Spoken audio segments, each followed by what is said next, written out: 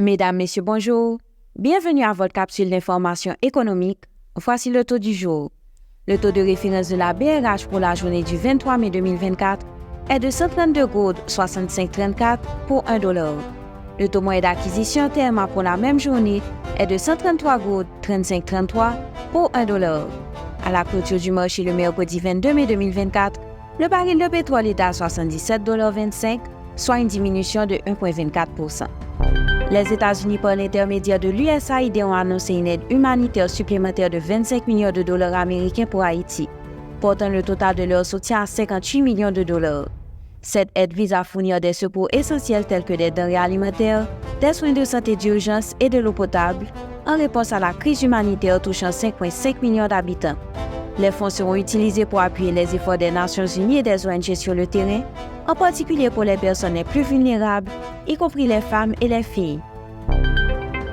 Au cours des 5 dernières années, les investissements directs étrangers, IDE, ont augmenté dans les Caraïbes avec la République dominicaine attirant 4,01 milliards de dollars américains en 2022, une hausse de 25%. Les États-Unis ont contribué à 38% des entrées d'IDE de la région, principalement vers le Mexique et le Brésil. En revanche, Haïti a vu ses IDE chuter à 55 millions de dollars en 2019 en raison de l'instabilité politique. En 2022, les énergies renouvelables ont présenté 80% des annonces d'investissement étrangers.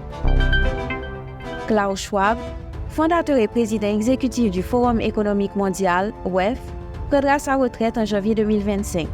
Le WEF, connu pour ses régions annuelles à Davos en Suisse, passera à une gouvernance dirigée par un président et un conseil exécutif. Klaus Schwab, âgé de 86 ans, continuera à soutenir le WEF dans un rôle non exécutif. Fondé en 1971, le WEF vise à améliorer l'état du monde par la coopération globale. Fin de la rubrique Profininfo. Merci de votre écoute. À demain. Profininfo, une courtoisie de Profil. Pour demain, Camille, chaque graine sémence, c'est une promesse pour demain. On planter sémence changement pour génération cap venir. Yon ti message et Station Go.